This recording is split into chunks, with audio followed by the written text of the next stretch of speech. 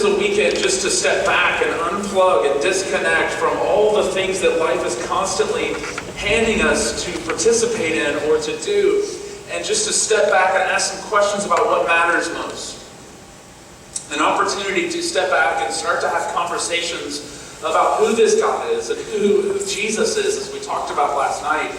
And to begin to recognize that something we can't see is more real than everything in this culture and everything in this world that we can see. And that's sort of the crazy part about life. And that's why having a weekend called Connect, where we disconnect from our routines and we sit in circles together, as I said earlier, and we sing songs, is so important, because life is going to hand you sort of this playbook and say, this is what you're supposed to do. And it's always going to be about getting something or doing something that you can taste, see, feel, touch, smell, and participating in something in this world, and all that's fine and good. But the problem with that is everything in our culture and everything in our world has death all over it. And anything you could ever love and anything you could ever get your arms around in this life is going to end up in the graveyard or going to end up in the town dump.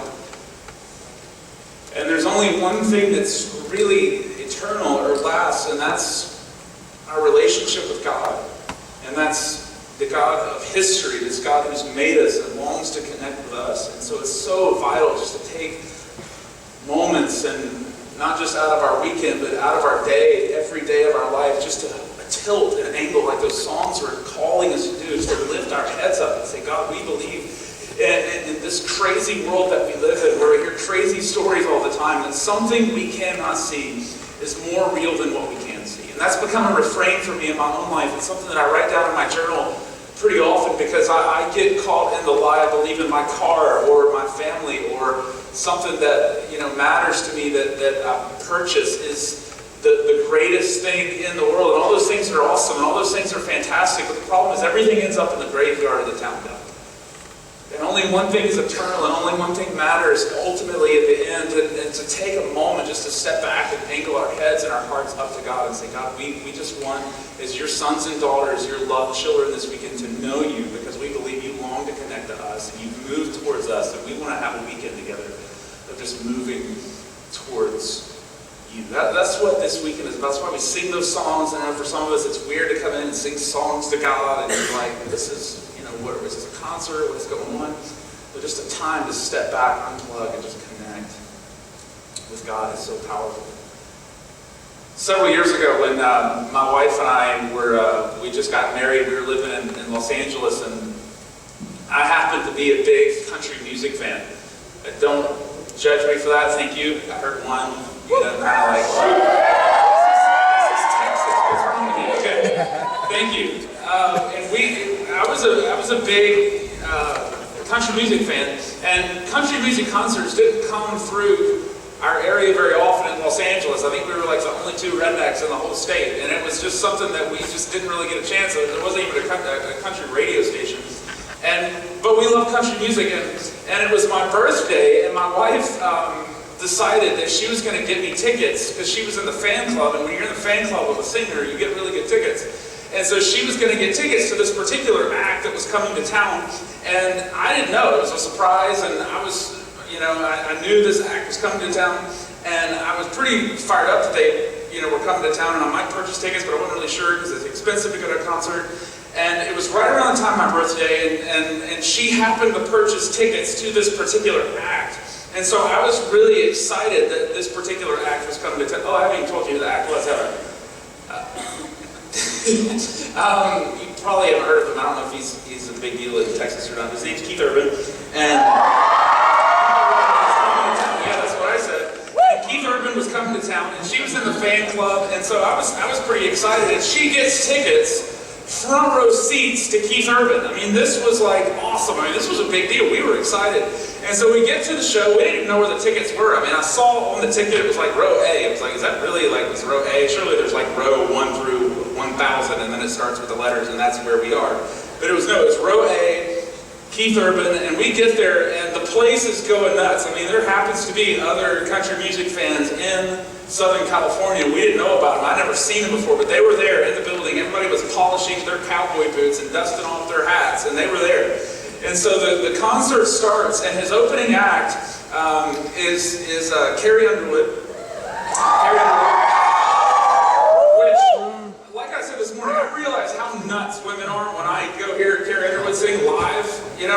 she's like, shield me, I'll kill you with a baseball bat. And every woman in there is like, you know, like, and there's this girl next to me. I mean, you can tell she's been cheated on, and she is like, she's into it, man. Like, when Carrie Underwood's coming out, she's like swinging. She's like, I kill him. You know, it is like, she's ready to attack. And it is a nerve-wracking experience to be with 12,000, mostly women at the Keith Urban concert. Yeah, and they're all listening to Carrie Underwood talking about how they can't wait to murder men, and you're like the only guy in the building. That's a little nerve-wracking. And so she's out, and she's doing her thing, and the lights go down, intermission, and I'm so excited because now it's going to be time for the Australian cowboy himself to come strutting out. And everybody in the place, I mean, it is so energetic. I mean, it is so enthusiastic in the building. 12,000 people just go nuts, and Keith Urban comes out. And it's the front row of the concert, right? So it's like Keith Urban comes out, and I could literally, I could spit on him. I'm so close. I mean, I didn't do that, but you could. I mean, it was that close. And right here in my row, my wife is here, and she's like going nuts. I mean, she's like every word of the song. I mean, she's doing the whole thing. You know, should have known better than to leave Madonna. You know, she knows it all. And everybody's going crazy. And there's a lady right here that, have you ever been at a concert where you feel like you're sitting next to the president of the fan club? And this is this lady next to me. I mean, she is like everywhere. Should have known better than to leave me, dog. I mean, everybody's going crazy, but my wife is going crazy. This lady right next to me is going crazy, and I'm right in the middle. Like, I don't know every word, but I know some of the words, and I'm, you know, feel kind of weird. I'm like, you know, you can do it, you know. It's like, yeah, like this is so cool. I mean, this is just one of these moments where, like, this is awesome, you know. Like every time they change songs, the guitar player flicks his pick out in the crowd, and you could, like, I mean, it would soar over our head. We were that close to him. And I look at my wife halfway through, I'm like, this is incredible. Here we are, Keith Urban concert, and like, this is amazing. He's right there, you know. And my wife is like, and how crazy is it that you're standing right next to his wife, Nicole Kidman?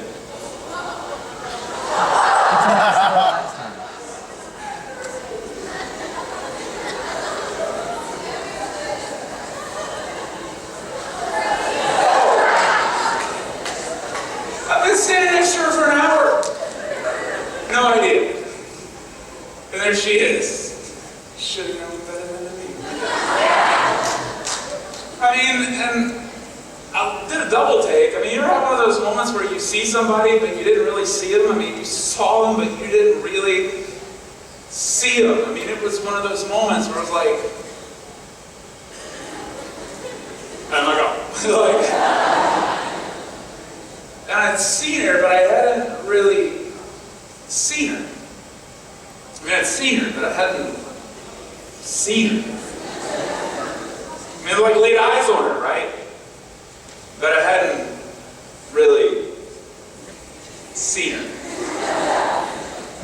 And I say that tonight because I think for a lot of us, we come into a weekend like this, and you've seen Jesus. You've sung songs to Jesus. You've sat in this exact room before and heard people standing at this exact same spot talk about Jesus. But there's a huge difference between seeing Jesus and then really seeing Jesus. And having that moment of recognition where you go, oh, this is who we've been talking about? Like, this is the guy that we've been singing songs about? This is what he's done? Wow, this is who he is? This is who this Jesus is? Like, wow, like, this is what we've been talking about? Like, I've seen him, but I've never really seen him. Like, and I'm starting to see him, and now that I'm starting to see him, everything is changing about how I'm responding to it because I'm seeing him in a whole new way. And my heart and my prayer for tonight is that for some of us in this building, that yes, you've seen Jesus. As I said this morning, you've driven by church signs and seen God loves you. You've heard that message before. It's not new. But that you wouldn't just see Jesus, but you'd have like a Nicole Kidman moment with Jesus where you see him in a whole new way. Because the disciples in the Gospel of Mark, they have a Nicole Kidman moment with Jesus where they see him in a fresh way. And the moment that they see him, everything about how they begin to respond to Jesus changes. Because when you see Jesus, and not just in black and white, but in color, everything about how we respond with our lives begins to change when we see him in a whole new way. And the disciples, they've been following Jesus for about 3.5 years. And they, of course, have seen him. They know him. They've talked with him. They've seen him turn water into wine. They've seen him raise people from the dead. They've seen people walk on water because of this guy. They've seen him, but they've never really seen him and known who he is and known what his purpose and mission in this world is and what he really is up to in the world. And they have this moment, in my favorite book of the Bible, probably, I don't know if it's right to have a favorite, but if I had one, it would be the Gospel of Mark. And Mark is a fascinating book. Most scholars believe it was probably the first gospel that was written. And in fact, most scholars believe Luke and Matthew borrow a lot from the details that Mark gives in his account and his story. And they tell a lot of the same stories. It's actually the gospel writers. There's 4 gospels. Oftentimes they're describing 4 different events. And it's important to have their different accounts because in the same way, if there was a car wreck in the street today and I would ask 4 different people what you see, you all give different accounts of the events that you saw. It's the same thing with the gospel writers. In Mark's details, it's almost like he has a closer view to what's going on. And he's writing down gritty, amazing details of the story. And in Mark chapter 8, after the first 8 chapters of Mark, he's doing miracles. He's turning water into wine. He's healing people that have leprosy. He's doing all kinds of amazing stuff. But nobody quite knows who he is.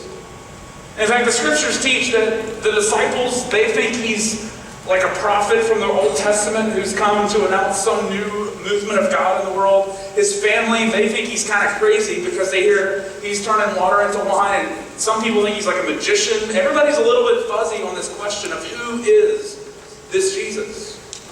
And in Mark chapter 8, and Mark is divided into 16 chapters, and the first 8 chapters is all about miracles, all about amazing stuff that Jesus is doing. But in Mark chapter 8, all that begins to change. And Jesus asks his disciples and his followers, who do you say that I am? And they've seen him, but they've never really seen him. And when they see him, everything about how they respond to him begins to change in this moment. Mark chapter 8, verse 31, if you have a Bible. If not, we're going to put it on the screens. Mark chapter 8, verse 31. Marco, if you're Spanish.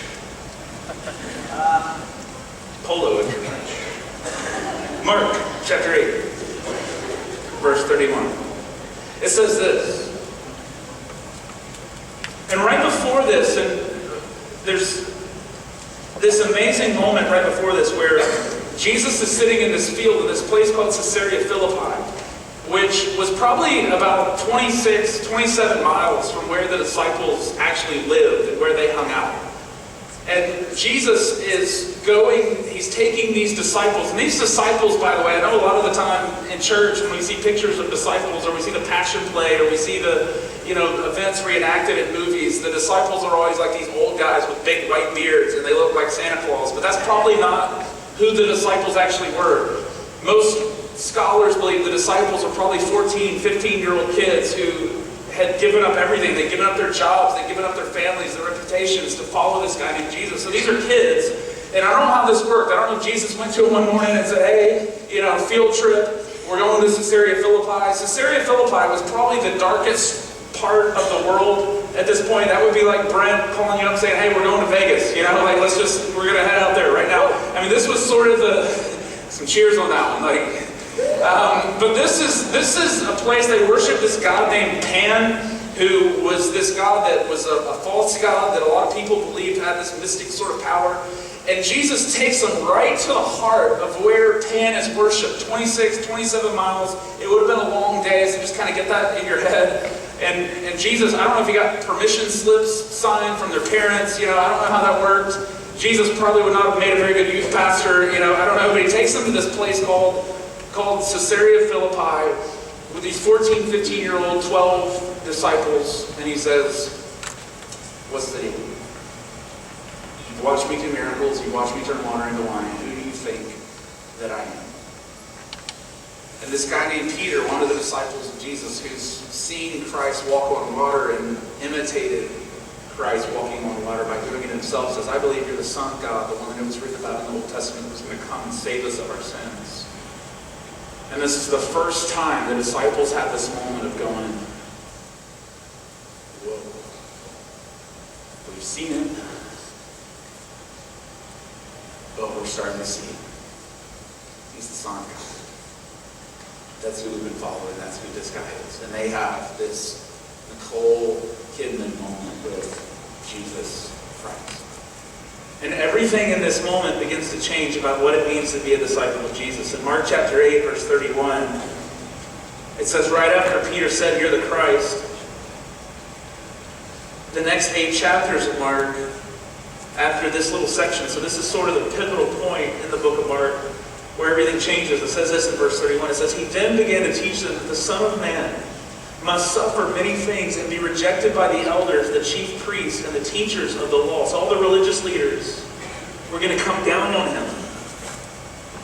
And that he must be killed and after 3 days rise again. And if you have been reading, it's almost as if you imagine reading the Gospel of Mark. And if you're new to church, maybe this will help, but just imagine reading it as a newspaper. It's sort of unfolding the story. And up until this point, there's been a lot of political tension. There's been a lot of social tension. There's been a lot of economic tension where Jesus has been doing things to undermine the political, social, economic powers of his day.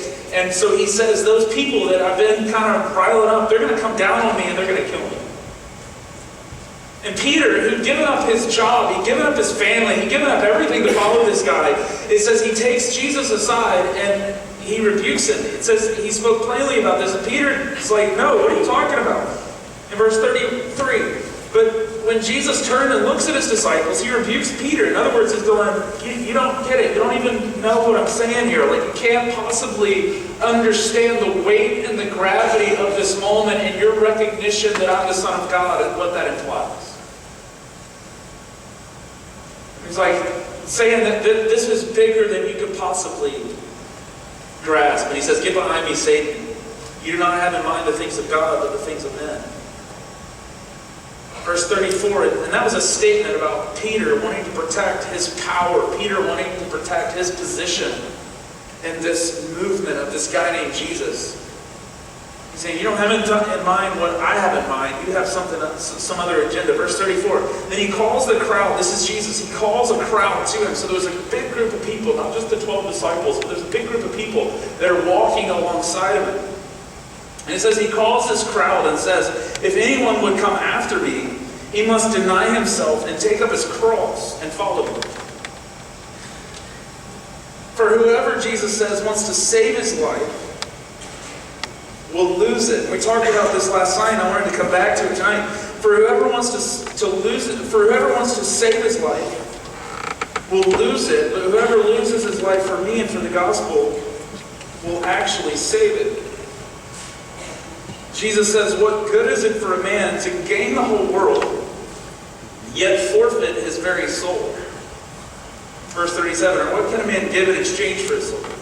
If anyone is ashamed of me and my words in this adulterous and sinful generation, the Son of Man will be ashamed of him when he comes in his Father's glory with the holy angels. And if you have a Bible with you and a pen with you or some sort of marker or highlighter, just highlight this little phrase. If anyone would come after me, he must deny himself and take up his cross and follow me. For whoever wants to save his life will lose it. Whoever loses his life for me and for the gospel will save it. Whoever wants to save his life, Jesus says, is actually God to lose it. And this isn't just an announcement that Jesus makes to the 12 disciples or the people that are listening. This is to anyone for 2,000 years later in New Braunfels, Texas, that wants to be a disciple of Jesus. He says, if anybody wants to follow me, anybody wants to save his life today, you got to lose your life. What in the world is he talking about? And this is, one of these moments that he says, you got to take up your cross. He says, you got to take up your cross and follow me. That's crazy talk. A cross at this point in human history, it was not flowery religious metaphor. A cross at this point in human history, it wasn't something people wore in gold around their neck. It was something that was an execution device that people used to murder the worst of the worst criminals in the world. I mean, the Roman government had invented the cross as a way to kill people. I mean, just imagine this. The Roman government essentially thought, okay, what's the worst way we could think of to kill somebody? Like, what's the worst way possible we could imagine to murder someone? Should we just take rocks and throw them at the person with rocks and... Hold on one second. Hey, dude. Hey. Can you chill? Is that cool? Thank you. You don't need to kick him right now. That'd be great. Yeah, that'd be great. Thanks, man. I'm not trying to be a jerk, but for everybody else to pay attention, I need you to pay attention too. Okay? Thanks, man. A cross, at this point in human history, is not flowery religious metaphor. It's the worst way to kill someone anybody had ever thought of.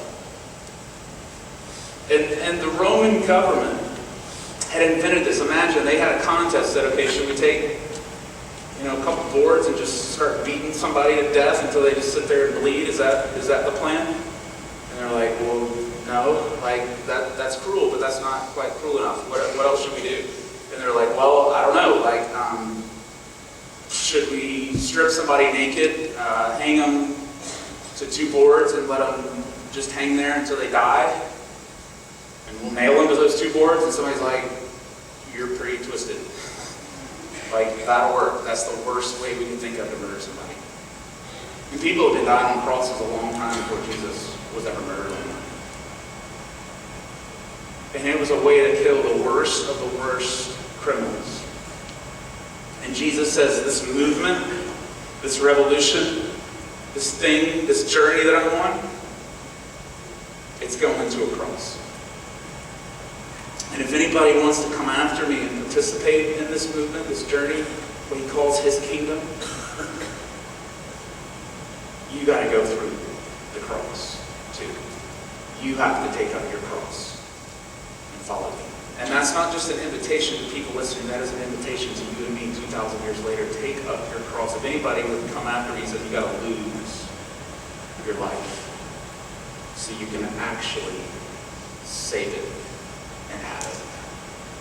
What in the world is he talking about? What in the world?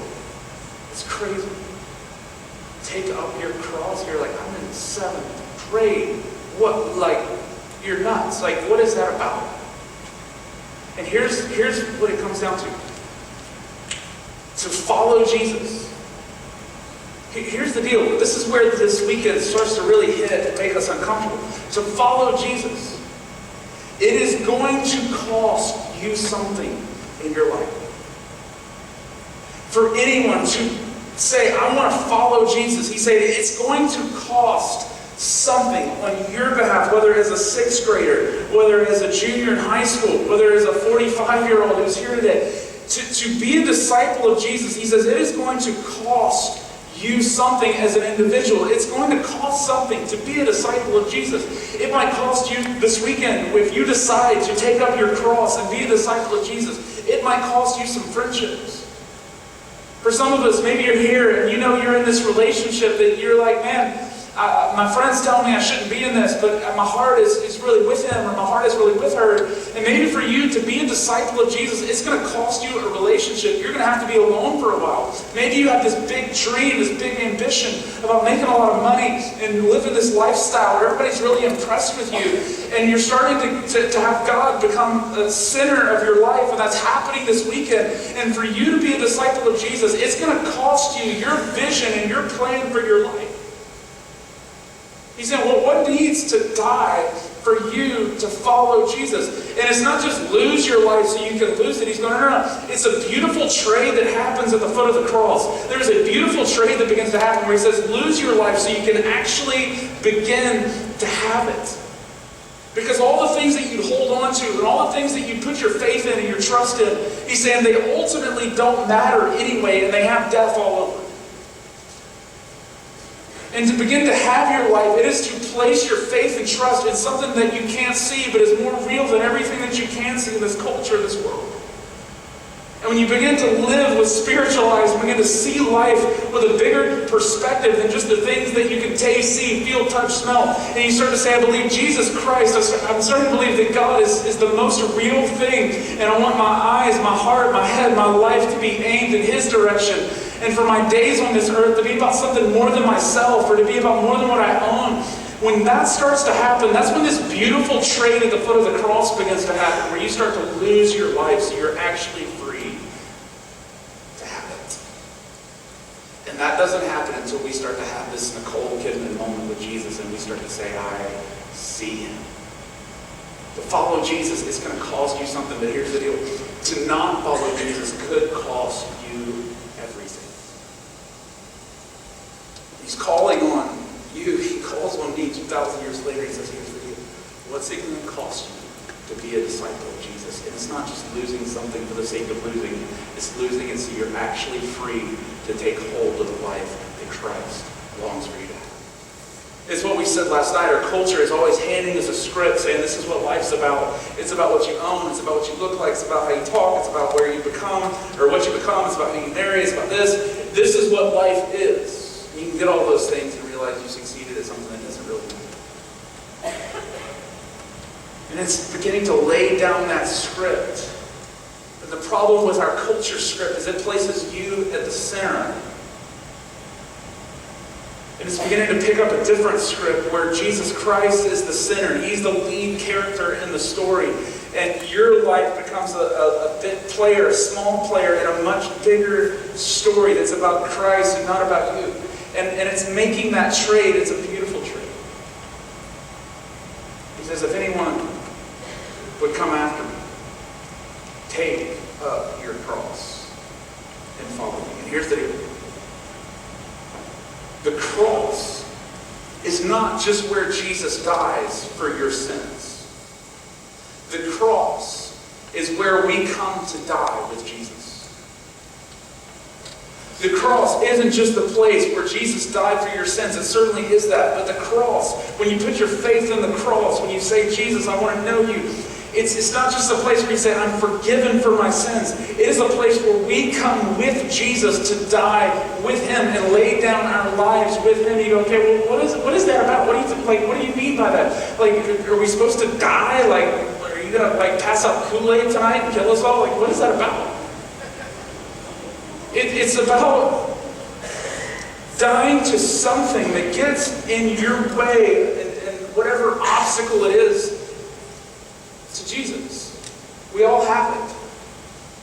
What is the thing that just keeps you from Jesus? Because chances are your greatest obstacle to Jesus is not intellectual, that you sit down and figured out, okay, I don't want to believe in Jesus because, I don't understand the dinosaurs and I don't understand, how the earth could be created a literal 7 days, and I don't understand. No.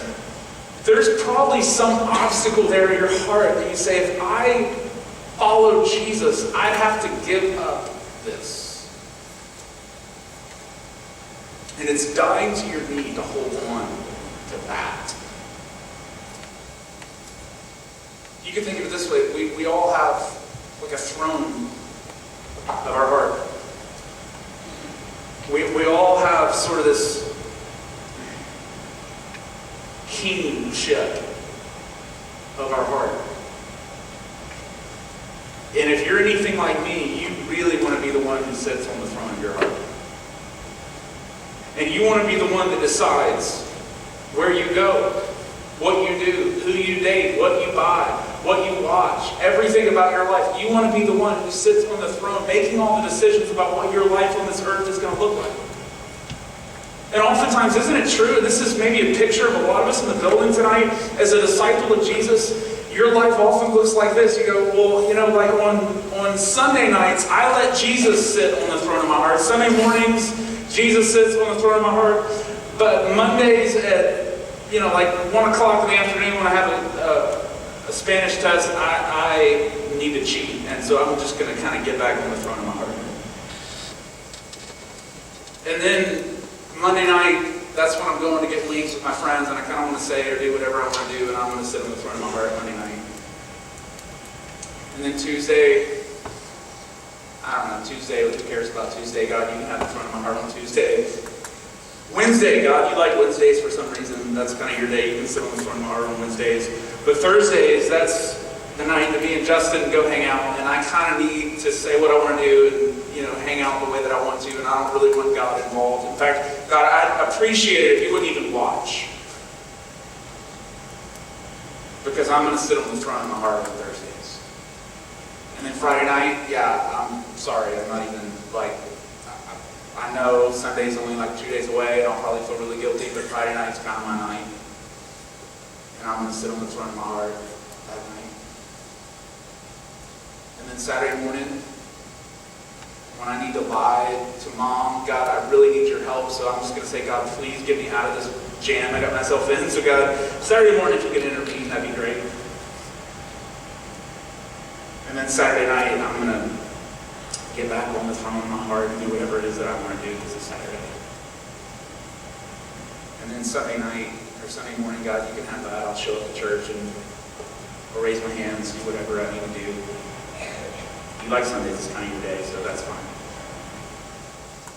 And isn't it true for some of us? That's the picture of your week.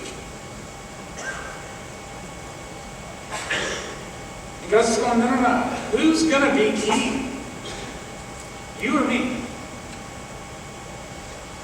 The cross isn't just the place that I want you to put your faith because I want you to go to heaven. The cross is the place where I want you to come and die with me, where you lay down your life and you allow me as Jesus to be the one who sits here and makes the decisions and shapes your life and shapes your destiny and shapes what your days on this earth are going to look like.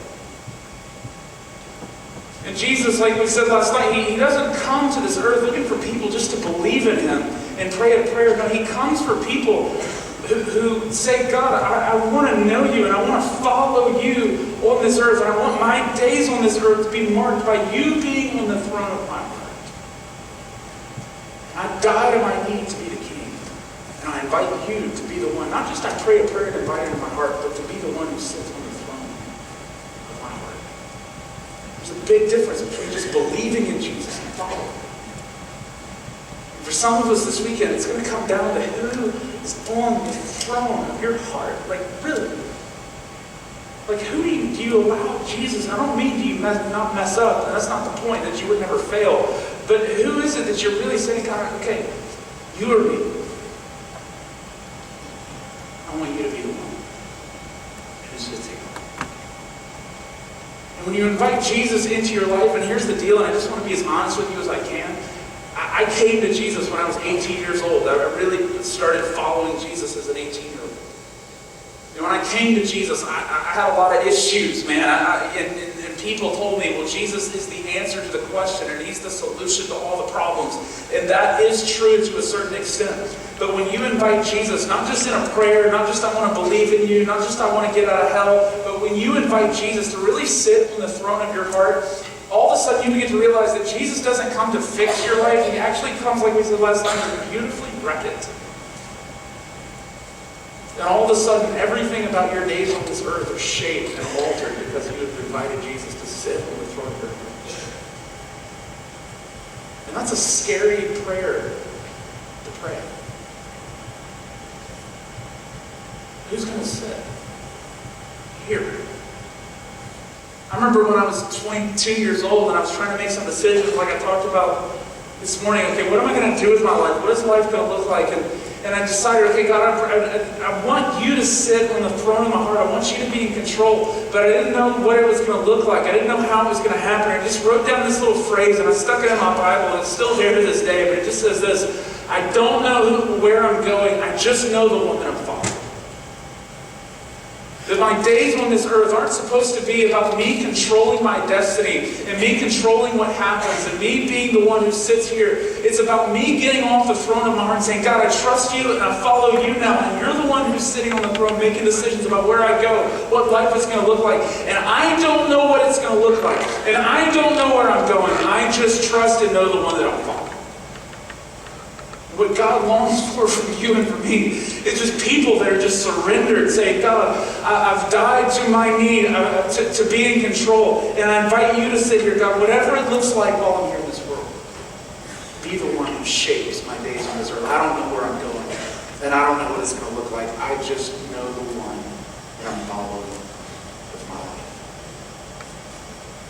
What would it cost this weekend for some of us to not just believe in Jesus, but to follow him with our days and our life on this earth? For some of us, as you said in small groups, you know, it's going to cost some friendships. There needs to be some changes.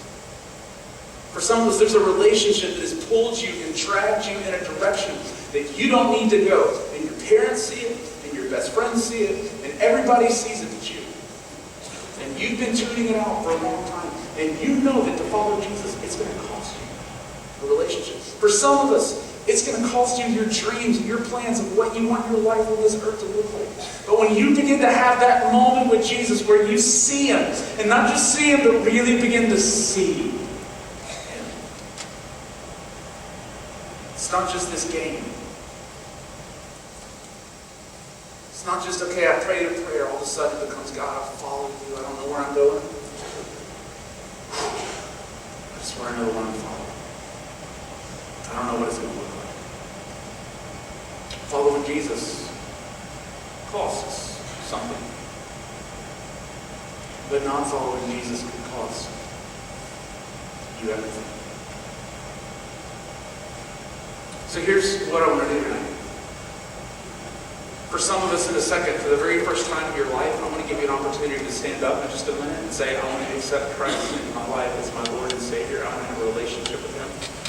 And it's not a way of saying that you have everything in life figured out, and it's not a way of saying that, you're 100%, convinced that, all your questions have been answered. It's just a way of saying, I just want to take a step towards Jesus tonight. I want to start to walk down this path of knowing who this Jesus is.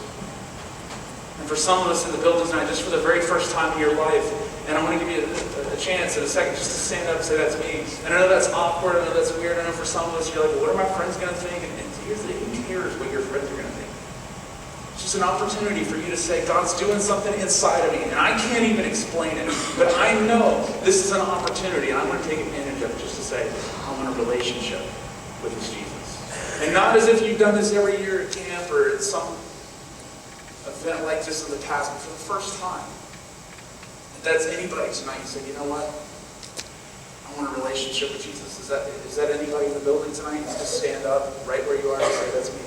For the first time in my life, I want to know who this Jesus is. Is that anybody tonight say, yeah, that's me. First time in my life, I want to know Jesus.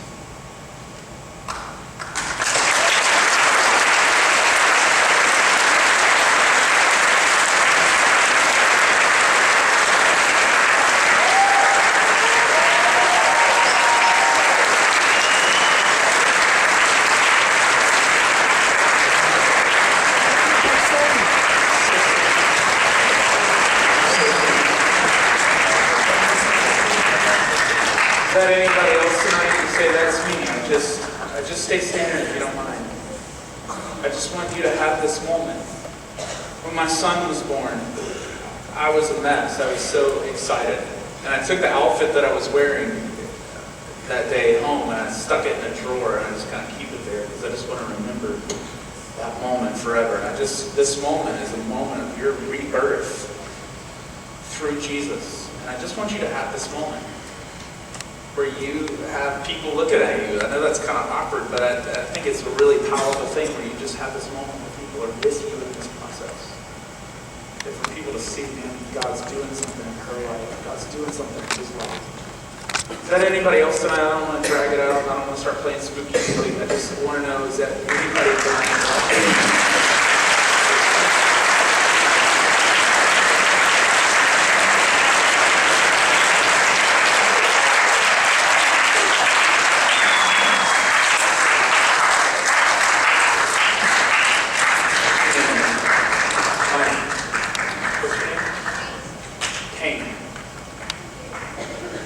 It's awesome to see Payne and so many of you tonight just standing. In just a second, I'm going to ask you to go out this door right here. See the door right here with the exit on it. You're going to be counselors out there that are going to pray with you. You may you go up and go, okay, what did I do? Did I join a cult? What happened? And it's just an opportunity just to have that explained. And just standing isn't what saves you. It's just a way to say publicly to people that you go to school with and friends, I want to know who this Jesus is. It's just a way to say, God's doing something in my heart. And this isn't the end of a process. I think a lot of times we think in church, this is sort of the end of the journey. We stood, now let's just kind of go on with our life. No, this is the first step in a lifetime of following Jesus and